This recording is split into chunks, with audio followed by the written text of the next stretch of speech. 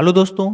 आज की इस वीडियो में हम लोग ट्रिपल सी एग्जाम को लेकर के जो मोस्ट इंपॉर्टेंट क्वेश्चंस हैं उसका प्रैक्टिस सेट 1 इस वीडियो में हम लोग कवर करेंगे। इसमें टोटल आप 35 क्वेश्चंस को कवर कर पाएंगे। जो भी क्वेश्चन रहेंगे उनके ऑप्शंस को भी हम लोग अच्छे से समझते हुए चलेंगे कि उनका मतलब क्या होता है। ट्रिपल सी एग्जाम को लेकर के आपको प्रैक्टिस सेट की पूरी एक प्लेलिस्ट आपको मिल जाएगी यूट्यूब चैनल पे हमारे, जिससे आप अपनी तैयारी और भी मजबूत कर पाएंगे। चलिए शुरू करते हैं हम लोग बिना किसी देरी के पहले क्वेश्चन के साथ में। सबसे पहले देखिए हमसे पूछा गया है कि सीपीयू का फुल फॉर्म क्या होता है।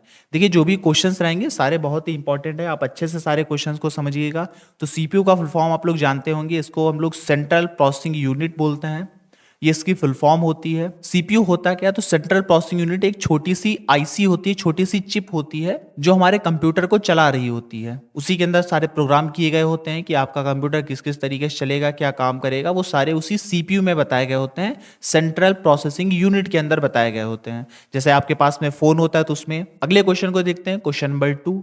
निम्नलिखित में से कौन सा सीपीयू का एक ट्रेंड नाम नहीं है। यहां पर हमसे पूछा गया कि सीपीयू अलग अलग कंपनी के आते हैं, तो इसमें से इंटेल आपने सुना होगा, इंटेल सीपीयू का एक ट्रेड नेम होता है। एएमडी होता है सीपीयू का नेम, साइरिक्स भी होता है। लेकिन जो डेल है ये कंप्यूटर की कंपनी है, इसके लैपटॉप्स वगैरह आपने देखे होंगे, लैपटॉप्स वगैरह ये बनाए जाते हैं। तो सीपीयू का ये ट्रेड नेम नहीं है, बाकी ये तीनों हैं, तो ये आपको याद रखने होंगे। अगला क्वेश्चन है क्वेश्चन नंबर 3।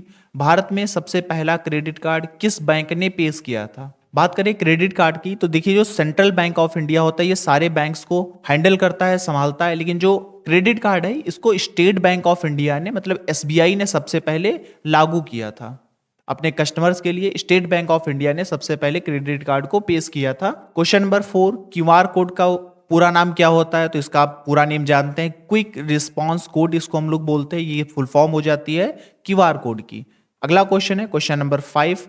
ओएमआर का फुल फॉर्म क्या होता है। तो ओएमआर का फुल फॉर्म आप जानते हैं, optical mark recognisation. OMR sheet आप लोगों ने फिल की होंगी स्कूल कॉलेजेस में, तो उसमें देखते हैं हम लोग पेन से क्या करते हैं, वो गोले को ऐसे ऐसे करके भर देते हैं। तो जब वो पेपर को कंप्यूटर में रखा जाता है, उससे चेक करवाया जाता है, तो क्या करता है वो इंक को ही देखता है कि इंक कहाँ पर रखी गई है। तो यही इसका फुल फॉर्म होता है, ऑप्टिकल मार्क रिकग्नाइजेशन। जो आप मार्क करते हैं उसको रिकग्नाइज करता है, पहचानता है।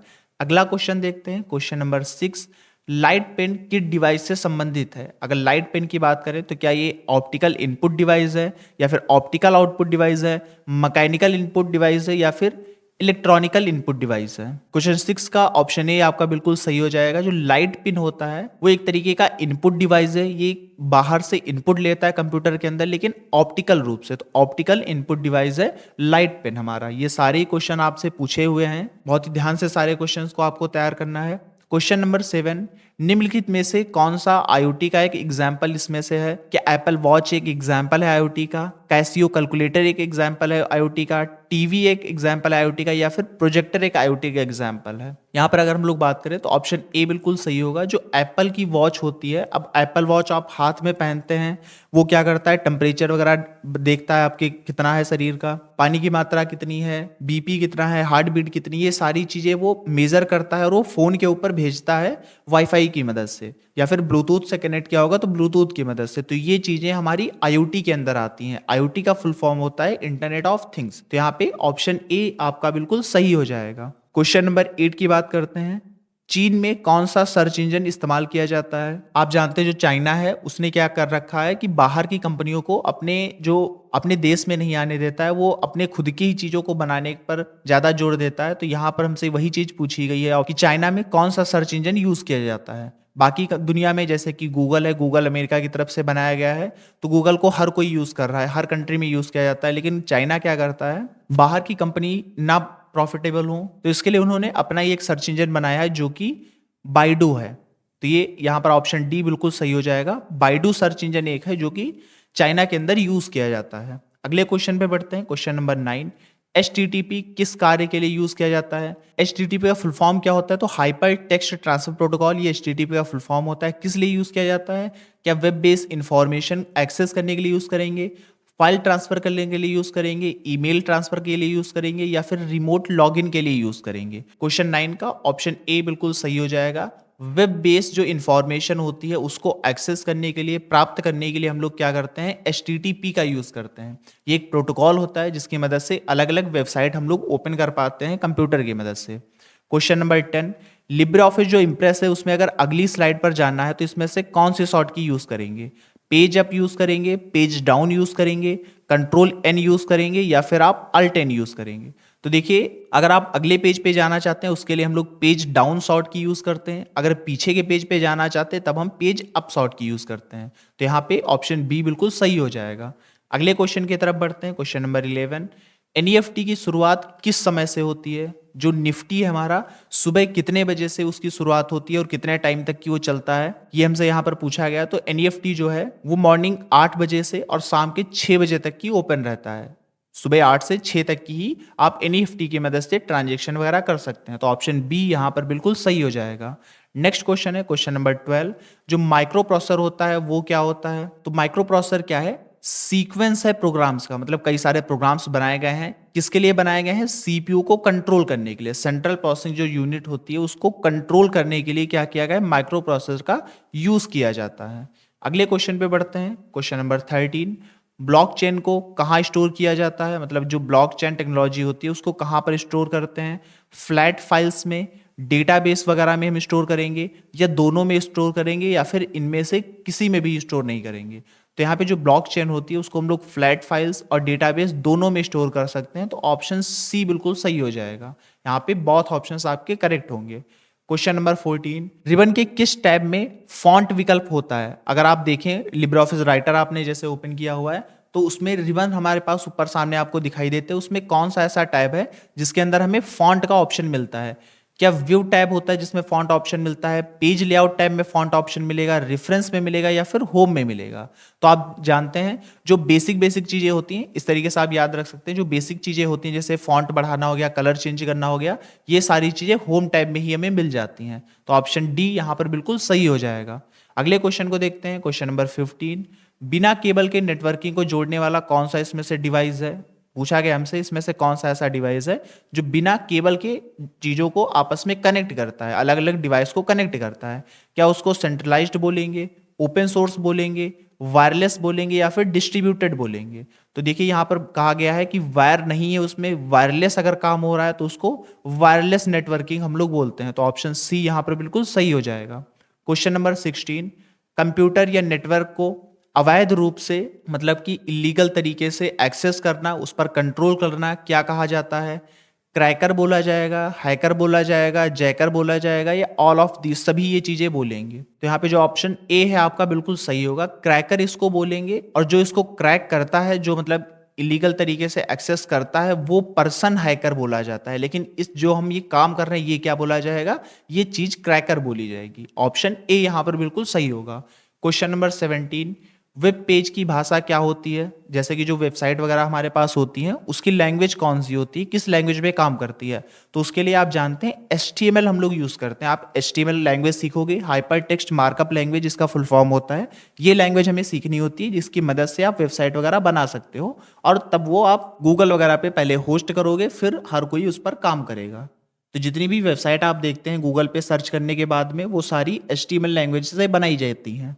Question number 18। Boot sector virus को और किस नाम से जाना जाता है? जो बूट सेक्टर वायरस होता है उसको हम लोग और किस नाम से पुकारते हैं? क्या हम लोग सिस्टम वायरस बोलेंगे, प्रोग्राम वायरस बोलेंगे, माइक्रो वायरस बोलेंगे, या नन ऑफ दिस, इसमें से कुछ भी नहीं होगा? तो जो बूट सेक्टर है वो कब यूज होता है? जब हम बूट कर रहे होते हैं, मतलब सिस्टम को जब ऑन करते हैं, तो ये हमारा सिस्टम वायरस भी बोला जाता है। इसको दूसरा नाम दिया गया है सिस्टम वायरस। तो ऑप्शन ए यहां पर बिल्कुल सही होगा। Question number 19। ग्राहक इंगेजमेंट मतलब B2B, बिजनेस टू बिजनेस के लिए कौन सा चैनल सबसे उपयुक्त है? ग्राहक इंगेजमेंट मतलब कि कस्टमर्स को ज्यादा से ज्यादा बुलाने के लिए, बिजनेस टू बिजनेस में मतलब एक बिजनेस से दूसरे बिजनेस के लोगों को बुलाने के लिए इसमें से किस चैनल का सबसे ज्यादा यूज किया जाता है? क्या वो फेसबुक है, ट्विटर है, यूट्यूब है, या फिर लिंक्डइन है? तो ऑप्शन डी यहां पर बिल्कुल सही होगा। एक बिजनेस है और साथ में दूसरा बिजनेस है, एक बिजनेस दूसरे बिजनेस पे कहां पर कनेक्ट होता है? तो लिंक्डइन के ऊपर कनेक्ट होता है। यूट्यूब, ट्विटर, फेसबुक, इन सब पे कोई बिजनेस वाली चीजें नहीं होती हैं, बिजनेस रिलेटेड सॉफ्टवेयर नहीं है। ऑप्शन डी यहां पर बिल्कुल सही होगा। अगला क्वेश्चन है क्वेश्चन नंबर 20। वेब पेज को किसके माध्यम से यूनिक पहचान मिलती है? जैसे कि गूगल पे आप जानते हैं तो वहाँ पर देखते हैं हज़ारों वेबसाइट्स होती हैं, तो अगर आप किसी एक वेबसाइट को सर्च कर रहे हो तो कंप्यूटर कैसे जानेगा कि आप इस वेबसाइट को ओपन कर रहे हो? तो उसका कुछ ना कुछ नाम होगा, उसका कुछ ना कुछ एड्रेस होगा। इसी को हम लोग क्या बोलते हैं? यूआरएल, यूनिफॉर्म रिसोर्स लोकेटर, यही चीज़ बोली जाती है। जैसे आपका घर है, कोई लेटर वगैरह भेजा जाएगा तो एक आप हर घर का एक पता होता है, एक एड्रेस होता है, ऐसे ही हर वेबसाइट का एक एड्रेस होता है जिसको हम लोग यूआरएल बोलते हैं। अगला क्वेश्चन है क्वेश्चन नंबर 21। WYSI WYG का क्या अर्थ है? इसकी फुल फॉर्म हमसे पूछी गई, तो यहाँ पर आप देख सकते हैं what you see is what you get, मतलब जो आप देखोगे वो आप पाओगे। यहाँ पर ऑप्शन इसका ये सही हो जाएगा। कंप्यूटर की भाषा में इसका इस टर्म का हम लोग यूज करते हैं। Question number 22। हटाई गई अगर फाइल्स हैं तो कहाँ मिलती हैं? अगर आपने कोई फाइल डिलीट कर दी तो कहाँ मिलेंगी? इसका आप जानते होंगे, रिसाइकल बिन में हमें वो फाइल्स फिर वापस में मिलेंगी। कुछ समय के लिए वहां पर रहती हैं, किसी में 30 दिन डिफ़ॉल्ट रूप से रहता है, आप उसको कम या ज़्यादा कर सकते हो। तो रिसाइकल बिन में आपको जो डिलीट की हुई ये फाइल हैं तो वहाँ पर मिल जाएंगी। वहीं एक ये पूछा जाता है कि फाइल को अगर परमानेंट डिलीट करना है तो हम क्या यूज़ करेंगे? तो उसके लिए आप शिफ्ट के साथ में डिलीट प्रेस करोगे तो वो फाइल परमानेंटली डिलीट हो जाएगी, फिर आपको रिसाइकल बिन में भी वो फाइल नहीं मिलेगी। Question number 23। एक्सेस में किस शीट की चौड़ाई 8 बिट होती है? जो माइक्रोसॉफ्ट एक्सेस होता है उस पे ऐसी कौन सी फील्ड है इसमें से जिसकी चौड़ाई जो है वो 8 बाइट की होती है? क्या वो मेमो होता है? मेमो में हम लोग एड्रेस वगैरह लिखते हैं। क्या वो नंबर होता है? नंबर में फ़ोन नंबर वगैरह ये चीज़ें लिखेंगे। या डेट टाइम होता है जिसके अंदर डेट टाइम लिखते हैं। या हाइपर लिंक होता है जब हम कोई लिंक वगैरह बनाते हैं। यहाँ पे ऑप्शन सी सही होगा। डेट टाइम का जो फील्ड होती है उसकी जो चौड़ाई होती है वो 8 बाइट की होती है। तो ये आपको यहाँ पर याद रखना है, ज़्यादा भी समझने में नहीं जाएंगे वरना। अगला क्वेश्चन है क्वेश्चन नंबर 24। नोटपैड में क्या आप एक इमेज को एडिट कर सकते हैं? ट्रू है, फॉल्स है, मे बी है, या ओनली विद एड वन? सिर्फ एक को कर सकते हैं, या शायद कर सकते हैं या नहीं कर सकते हैं, फॉल्स होगा या ट्रू होगा?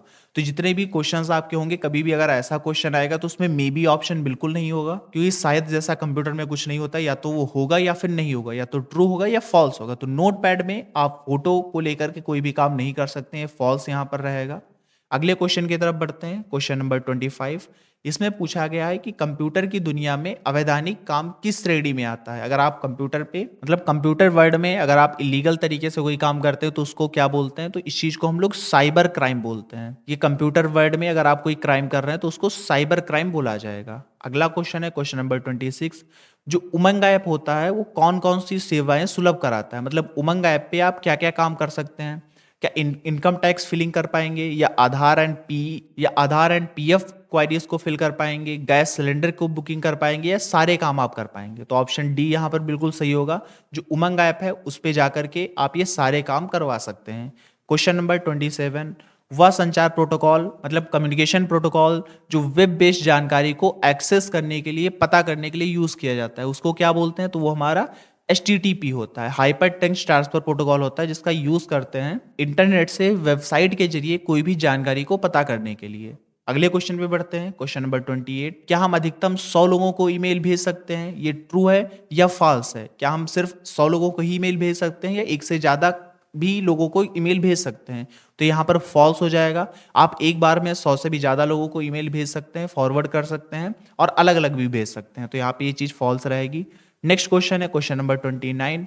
राउटिंग स्विच जो होता है उसका क्या काम होता है? क्या वो आइडेंटिफाई करता है इंफॉर्मेशन को, या डिटरमाइनिंग करता है, पाथ को देखता है कि उसकी लोकेशन कहाँ पर है, या डिलीवरिंग करेगा इंफॉर्मेशन के डेस्टिनेशन को डिलीवर करता है कि उसको जाना कहाँ पे, उसको डिलीवर करेगा, ये सारे काम करेगा। तो जो राउटिंग स्विचिंग होती है वो ये सारे काम करता है। वो ये भी बताता है कि इंफॉर्मेशन क्या उसके अंदर रखी गई है, उसकी लोकेशन का है, और उस लोकेशन तक की पहुंचाने का काम भी राउटिंग स्विचिंग करेगा। तो ऑप्शन डी बिल्कुल सही होगा। Question number 30। सबसे पहले विकसित किया गया आईएम इसमें से कौन सा था? आईएम का मतलब है इंस्टेंट मैसेंजर। इंस्टेंट मैसेंजर मतलब जहां पे आप टाइप करते हो तुरंत मैसेज पहुंच जाता है। जैसे कि व्हाट्सअप हो गया, आप उस पर चैटिंग करते हैं, जैसे ही मैसेज भेजते हैं तुरंत दूसरे के पास पहुंच जाती है। तो पूछा गया इसमें सबसे पहले, दुनिया में सबसे पहले इंस्टेंट मैसेंजर इसमें से कौन सा है? क्या वो याहू का मैसेंजर था, एमएसएन का मैसेंजर था, आईसीक्यू था, या फिर प्लेटो था? तो यहाँ पे ऑप्शन बी बिल्कुल सही होगा। आईसीक्यू एक मैसेंजर था, एक एप्लीकेशन थी सबसे पहले जो इंस्टेंट मैसेजिंग के लिए यूज की जाती थी। अगला क्वेश्चन है क्वेश्चन नंबर 31। कृत्रिम बुद्धिमत्ता में किस डोमेन में आती है, मतलब आर्टिफिशियल जो इंटेलिजेंस है वो किस सेक्टर में आएगा, क्या वो कंप्यूटर साइंस में आएगा, कॉग्निटिव साइंस में आएगा, इंजीनियरिंग में आएगा, या फिर ऑल ऑफ दीज में आएगा। तो यहाँ पर ऑप्शन ए आपका बिल्कुल सही होगा। जो आर्टिफिशियल इंटेलिजेंस है उसकी अगर आप पढ़ाई करना चाहते हो तो कंप्यूटर साइंस के अंदर, मतलब इस फील्ड के अंदर आपको आर्टिफिशियल इंटेलिजेंस की पढ़ाई आपको करवाई जाती है।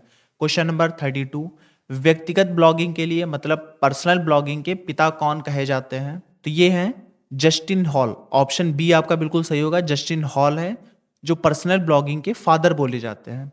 नेक्स्ट क्वेश्चन है क्वेश्चन नंबर 33, ईमेल किसे कहते हैं? ईमेल क्या होता है? क्या वो इलेक्ट्रॉनिक मेल डिवाइस, इसको हम लोग ईमेल बोलेंगे, या exchange of characters or messages over internet? मतलब क्या है कि कैरेक्टर्स को, मतलब अक्षरों को या फिर मैसेज को इंटरनेट के ऊपर एक्सचेंज करना, मतलब लाना और दूसरी जगह ले जाना, इसको ईमेल बोलते हैं। या इंटरनल कंप्यूटर मैसेजेस को ईमेल बोलेंगे, या नन ऑफ दिस? तो ऑप्शन बी यहाँ पर बिल्कुल सही होगा।